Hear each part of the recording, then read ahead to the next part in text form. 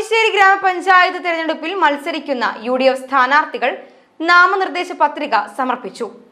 ആനക്കല്ല് സെന്ററിൽ നിന്ന് പ്രവർത്തകർ പങ്കെടുത്ത പ്രകടനത്തോടെയാണ് പത്രിക സമർപ്പണം നടന്നത്. കോൺഗ്രസ് അവണിശ്ശേരി മണ്ഡലം പ്രസിഡന്റ് പ്രിയൻ പെരിഞ്ചേരി സ്ഥാനാർത്ഥികളെ ഷോൾ അണിയിച്ചു.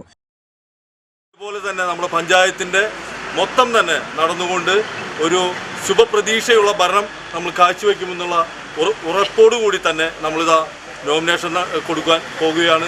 എല്ലാ സ്ഥാനാർത്ഥികൾക്കും എല്ലാവിധ അഭിവാദനം നൽകിക്കൊണ്ട് UDF Avanissery central committee chairman KP Anoop അധ്യക്ഷനായി. എല്ലാ സ്ഥാനാർത്ഥികളും വളരെയധികം സന്തോഷത്തിൽ, പ്രവർത്തകർക്ക് വളരെയധികം ആഹ്ലാദത്തിലാണ്.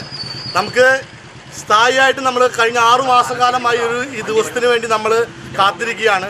ഓരോ വാർഡുകളിലും ഐക്യകണ്ഠേനയായിട്ട് വിജയസാധ്യതയുള്ള അടിസ്ഥാനത്തിൽ മാത്രം നമ്മൾ സ്ഥാനാർത്ഥികളെ തെരഞ്ഞെടുത്തു.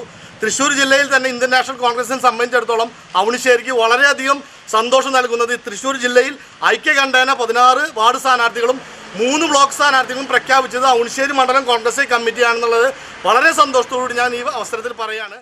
മുതിർന്ന നേതാക്കളായ KR ശ്രീനിവാസൻ, CK നന്ദകുമാർ, രാജൻ നടുവിൽ, MR രാമകൃഷ്ണൻ, NP ശ്രീജിത്ത്, സുനിൽ വടക്കൂട്ട്, നന്ദൻ പാറമേൽ എന്നിവർ സ്ഥാനാർത്ഥികൾക്കൊപ്പം ഉണ്ടായിരുന്നു. ആകെയുള്ള 16 വാർഡുകളിലെ സ്ഥാനാർത്ഥികളാണ് പത്രിക സമർപ്പിച്ചത്.